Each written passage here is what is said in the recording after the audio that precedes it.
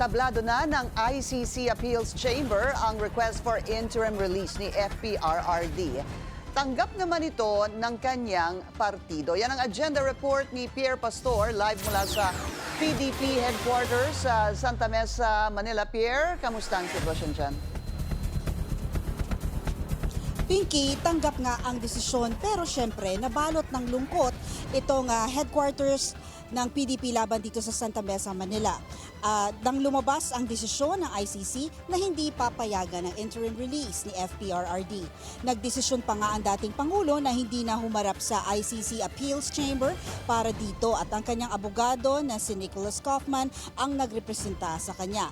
Nag-vigil pa, Pinky, ang ibang miyembro dito magmula pa kagabi hanggang kanina at dumating ang may 100 mga miyembro para manalangin na maging positive ang desisyon ng ICC at mag-grant ang interim release ni FPRRD. Umalis din naman ang mga tao dito kanina at maghapon na iilan lamang ang naiwan. Gayunpaman may naganap na tuloy-tuloy na online program hosted by some members. May mga supporters na nagbigay ng kanilang pahayag, testimonials and prayers para kay Duterte.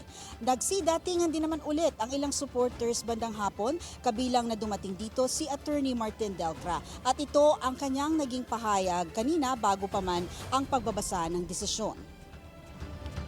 Obviously, we have been praying that would be granted, even on humanitarian consideration. Kasi yung tatlong bagay, the 3 points that they have raised, especially by the prosecution, which resulted to the denial of the application. They call it application there, but under Philippine setting, we call it motion for interim release or motion for bail kung dito sa Pilipinas. Kasi nga raw, flight risk siya or he might tamper either documentary or testimonial dun sa ebidensya. Wala na po siya sa poder. Matanda na po yung tao. And you cannot account the acts of other people, no? Insofar as the accused is concerned.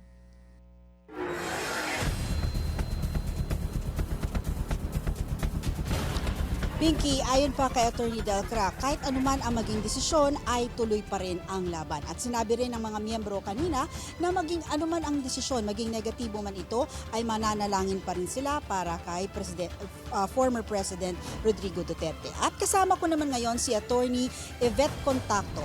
Siya ang Chief of Legal Chairperson ng Legal Affairs Committee ng PDP Laban, okay, para sa kanilang reaksyon dito sa naging desisyon ng ICC. Attorney Yvette, ano po ang inyong reaction sa naging desisyon? Of course, magandang gabi po sa lahat. General sentiment ho dito, we have a heavy heart sa pagtanggap ho ng desisyon. At nung nalaman ho namin ng dahilan, mas lalo hong nakapagbigay bigat sa aming puso. Yes, ma'am. Meron daw pong statement ang family po na i-share sa inyo, statement ng Duterte family? Yes po, ma'am. Apo. The family accepts the ICC Appeals Chamber's decision with peaceful hearts.